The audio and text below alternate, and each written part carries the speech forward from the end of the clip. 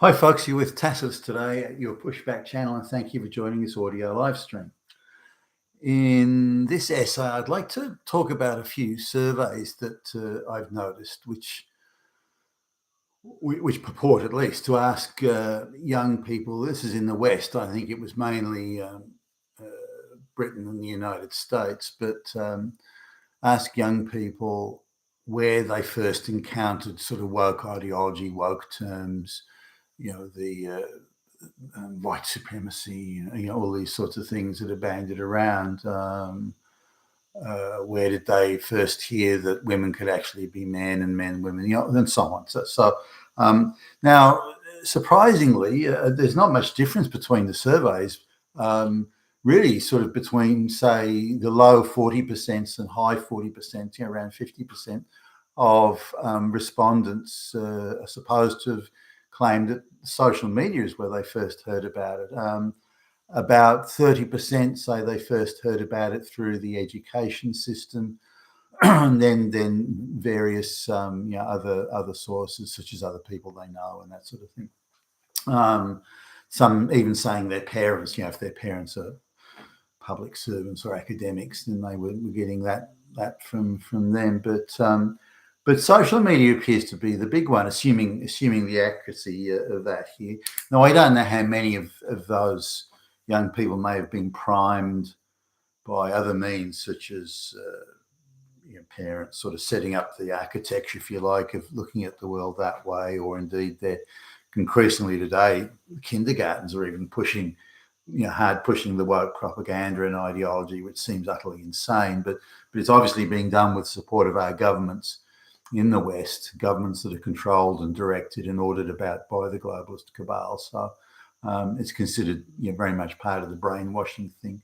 I invite people who by the way, aren't across this, again, this concept of mass brainwashing, to look at the writings of Vladimir Lenin, even to some extent Leon Trotsky. This is of Russian Bolshevik fame, but also to look at the novels and other material of the day, going back the Aldous Huxley, Brave New World, George Orwell's novel 1984, and indeed Animal Farm. They're all worth reading if you haven't read it, which gives you an idea as to how mass brainwashing takes place. And of course, social media didn't exist back then. The internet didn't exist. In fact, in the beginning, TV didn't exist. It was the written word, and radio. Radio was even in its infancy at the time. So really, the written word and going around making public speeches, which made it very difficult for revolutionaries, because you've got to have these underground printing presses, and you have to go and gather a big enough crowd to make a public speech, and then you have to make your speech pretty quickly, and then get out, change clothes, go into disguise, and then scurry off before the authorities came to arrest you. So it wasn't easy to spread the message and the word then, and it's far easier to do it now. And of course, those social media is one of those methods that exists now that didn't then. So I just wanted to have a wider look at this. I don't know whether 50% comes from social media. Let's assume it does, and some of the main sort of culprits here are supposedly TikTok and that sort of thing, and some of the what we would call far left, but quite well patronised social media sites. And I guess there's a few things to consider here in the wider scheme of things. We have a vast network, a propaganda network, where each runs protection for the other. And they're all involved and all coordinated in denouncing any alternative opinions. So let's suppose, to pick one out of thin air here, let's suppose there are videos on social media that says that the reason black people aren't CEOs of everything, the reason they don't come first in every academic exam is because of white supremacy, fascist Nazi Hitlers. That's why. And the logic is, well, look at the difference of outcomes here. It must be due to something evil, and it's probably those damn Nazi white supremacists. So now forget all the sensible discussion, and if you put that in, and then you've got a crying sort of black child and dressed in pink, must be dressed in pink, female child, then that's all you need. You can particularly get young girls in on that, less so boys, but particularly young girls. Now, in a sane world, that would be ridiculed, mocked, and exposed for what it is, an absolute load of nonsense. But in a world where all the media institutions are running protection for each other, in fact, nobody will criticise that or push back against it. Let's suppose they do criticise it. Let's suppose that there is some criticism within minutes or hours of that criticism appearing. It'll be deleted. It'll be hate speech. It'll be white supremacy. It'll be fascist. It'll be Nazi. It'll be Hitler. And so so all the criticism is in fact stopped. Now, on the other side of it, if we find other public, this is social media commentators, or any commentators for that matter, but social media in this instance, then that support this and say, well, look at this video. That's proof that evil white supremacy, Nazi, fascist Hitlers are everywhere, every street corner, under every bed, in every cup. This is the proof. This is it. So we have to stop these. So that is amplified.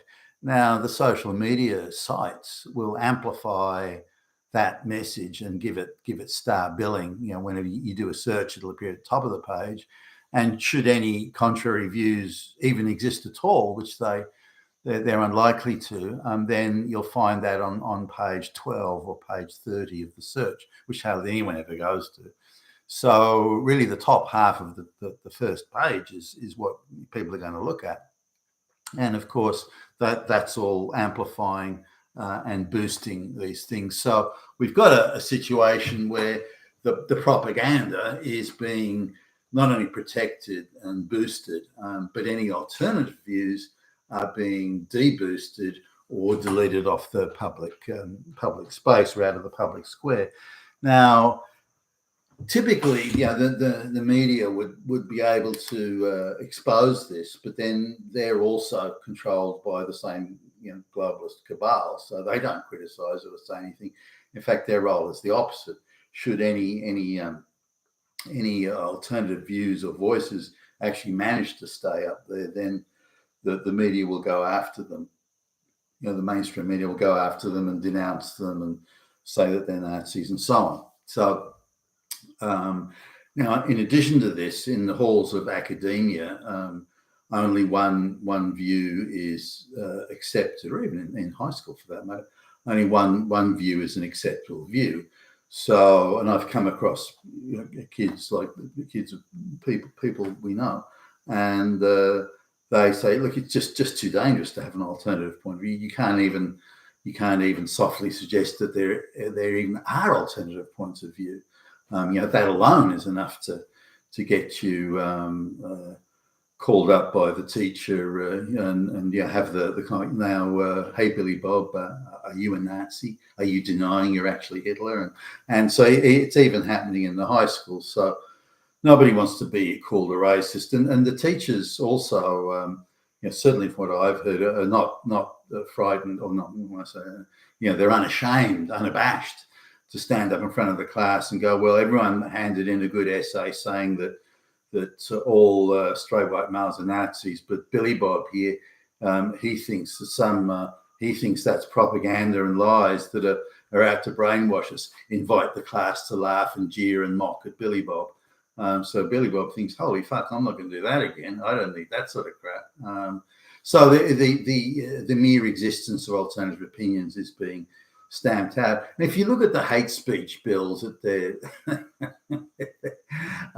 it's very one-sided. I mean, absurdly, for example, misogyny, which is the irrational dislike of women, is going to be considered actually a crime for fuck's sake. Whereas misandry, M-I-S-A-N-D-R-Y, misandry, the irrational hatred of men, which is rampant and everywhere, that's not a crime. Only irrational hatred of women is a crime, and irrational hatred of men is not a crime. So straight away, if it's justice you're looking for, straight away these laws are failing utterly and totally and comprehensively in delivering justice to anything. They're just designed to shut down one side of society, which is seen as something of a bit of an obstacle to the globalist project. So we need to understand that the most vitriolic hatred against white people, particularly straight white males, is permitted to go unchecked, unchallenged. It's boosted, it's supported, it's given front page.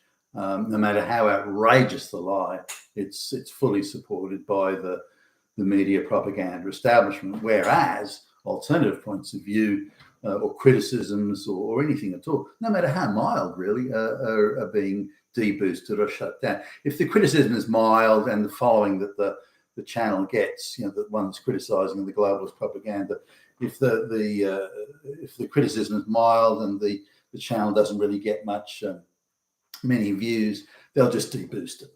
But if it becomes a popular channel and it's got a decent amount of followers, they'll cancel it. They'll dream up some bullshit reason to cancel it. Whereas, if you look at the social media channels that pour withering hatred on white society, white people, so I'm telling the most outrageous lies and grotesque untruths, they're boosted and supported and protected. So we can see the architecture of there. So if you're a kid on social media, then you're going to see these heavily protected pieces of propaganda in your face, whereas the alternative views, unless you're actually looking for them and with some determination and patience looking for them, you just won't find them. But if you do manage to find them, then every very popular conservative social media site that I've ever seen, well, not all, I guess, but certainly the ones that would appeal to a younger audience, they're particularly targeted. If they're appealing to people who are the over 45s or over 50s, then they're considered as a bit of a lost cause anyway. The days when people remembered when the law was applied evenly and you got your grades at school on merit and these sort of things, those people are just considered, no, we're not going to get them. Let's just hope they die as quickly as possible. The young people, where they think they've got a good chance of getting 75% plus mind control, then if it's a young person running a social media site and getting really good numbers, then they're the ones they're perceived as the real threat, and on any bullshit reason they'll be cancelled. That's hate speech. You go against that terms of service and that sort of thing. So the other thing I've noticed, and I've had a few sort of things on this in social media, is where the trust, safety, and censorship department says you've criticised a member or people in what they term the protected class, black people, lesbians, whatever, that sort of thing, and if you criticise those people, or one of those people complains about it, then you're going to get censored or the video deleted or something. So anyway, that's the act. So I'm not surprised that children are saying that they're getting that sort of stuff in the surveys, because if there was equal time online and the other side could put forward its views and give full rebuttals and all that sort of thing, and there wasn't the boosting and the deboosting and the shadow banning and all that sort of stuff, then they wouldn't be anywhere near as successful as they are. But our governments, of course, instead of ensuring that there's equal view time and both sides of the argument are given equal time, instead of that, our governments that are controlled by the globalist cabal are very much in favour of shutting down all alternative opinions, which indeed is what the globalists must have. If their program, the globalist program, has to survive with scrutiny and questions being asked and so on, it cannot survive, and they know that. You've been with Tassos today, your Pushback channel, and thank you for listening.